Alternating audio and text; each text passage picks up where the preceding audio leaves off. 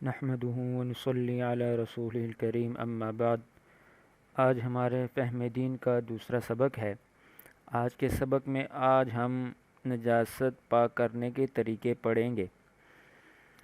نجاست پاک کرنے کے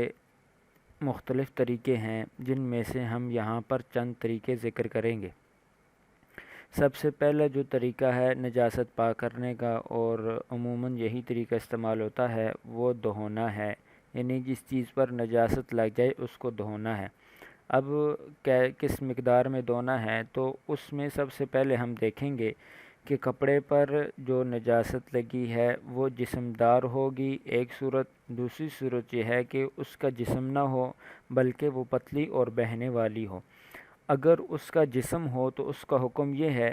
کہ اس کپڑے کو دھو کر صرف اس نجاست کا وہ جسم ہے، یہ جو عین ہے جو سامنے آنکھوں سے نظر آ رہا ہے، صرف اس کو ختم کر دینا ضروری ہے۔ اگر کوئی شخص کپڑے دھوتا ہے، وہ نجاست کے جسم کو ختم کر دیتا ہے، لیکن اس نجاست کا داغ دبا کپڑے پر موجود ہے یا اس نجاست کی بدبو کپڑے پر آ رہی ہے، تو اس کی وجہ سے کپڑے کی پاکی میں کوئی خلل واقع نہیں ہوگا، بلکہ وہ کپڑا پاک ہو جائے گا۔ صرف اس نجاست کے جسم کو ختم کرنا ضروری ہے۔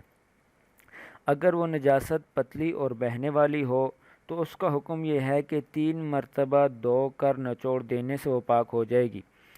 اگر وہ چیز ایسی ہو کہ اس کو نچوڑنا ممکن نہ ہو، جس طرح کارپیٹ ہو گئی، قالین ہو گئی، کہ اس کو نچوڑنا ممکن نہیں ہے، تو پھر ایسی صورت میں اس چیز پر 3 مرتبہ پانی بہایا جائے، اور ہر مرتبہ جب پانی بہایا جائے تو انتظار کیا جائے کہ پانی بہانے کے بعد وہ جو پانی اس پر ڈالا تھا اس کے قطرے گرنا بند ہو جائیں، پھر دوسری مرتبہ پانی ڈالا جائے، اس کے قطرے گرنا بند ہو جائیں، پھر تیسری مرتبہ پانی ڈالا جائے اور اس کے قطرے گرنا بند ہو جائیں، تو وہ قالین، وہ کارپیٹ پاک ہو جائے گی۔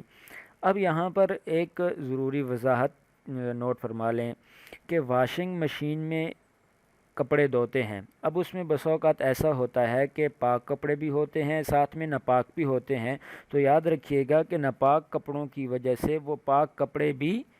ناپاک ہو جاتے ہیں۔ اب ان کو پاک کرنے کا ایک طریقہ یہ ہے کہ جب واشنگ مشین میں 2-3 پھیر لگانے کے بعد کپڑے باہر نکالے جائیں، تو ان کپڑوں کو ایک مرتبہ پانی میں بھگو کر، صاف پانی میں بھگو کر نکالا جائے، ان کو نچوڑا جائے، پھر دوسری مرتبہ ان کو صاف پانی میں بھگو کر نکالا جائے، پھر ان کو نچوڑا جائے، پھر تیسری مرتبہ صاف پانی میں نئے پانی میں ڈال کر ان کو بھگویا جائے اور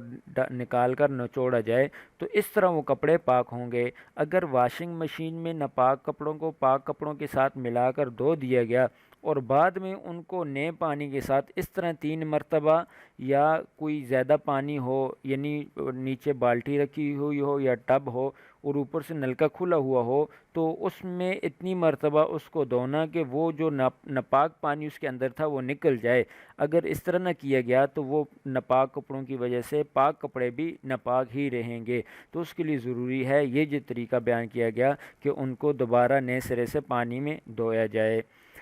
نجاست پاک کرنے کا دوسرا طریقہ پونچھنا ہے، یعنی اگر کوئی ایسی چیز ہو کہ جو جسم دار چیز ہے اور اس کے اوپر کوئی نقش و نگار نہیں ہے، وہ پلین ہے، سیدھی ہے، اس کے اوپر اگر نجاست لگ جائے، جس طرح شیشہ ہو گیا، یہ پلین ہے، اس کے اندر نقش و نگار نہیں ہوتا، چھری ہو گئی، چاقو ہو گیا، ان کا جو پھل ہے سامنے والا حصہ، اس کے اوپر اگر نجاست لگ جاتی ہے تو پونچھنے سے ہی پاک ہو جاتی ہے، چاہے کپڑے سے صاف کی جائے یا ٹیشو پیپر سے صاف کی جائے، تو وہ نجاست پاک ہو جائے گی، لیکن بشرطے کہ اس کے اوپر نقش و نگار نہ ہو۔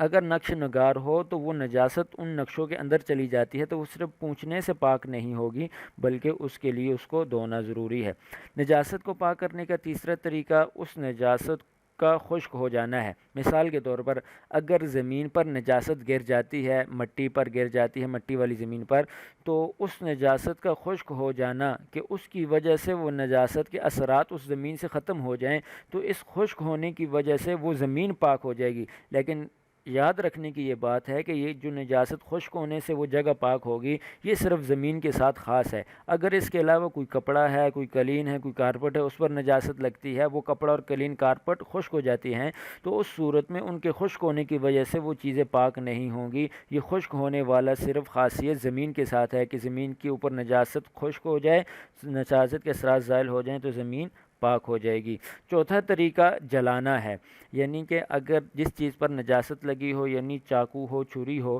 اس کو اگر آگ میں جلایا جائے تو آگ میں جلانے کی وجہ سے وہ نجاست کے اثرات زائل ہو جائیں تو وہ چیز پاک ہو جائے گی۔ اسی طرح اگر ناپاک مٹی سے اینٹیں وغیرہ بنائی جائیں تو اب جب ان کو بھٹے میں پکایا جاتا ہے تو پکائے جانے کی وجہ سے وہ جو ناپاک مٹی تھی یا جو ناپاک اجزاء استعمال کیے گئے تھے وہ پاک ہو جائیں گے۔ وآخر دعوانا ان الحمد للہ رب العالمین۔